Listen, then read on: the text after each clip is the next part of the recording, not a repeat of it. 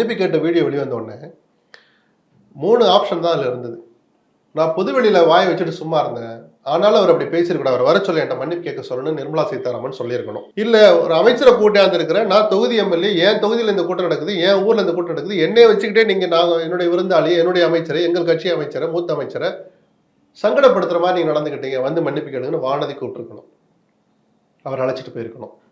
இல்லை நடந்தது எனக்கு ஒரு மாதிரி அவருக்கே ஒரு பயத்தை ஏற்படுத்திருக்கலாம். அவரும் தொழில் செய்கிறவர் தான்.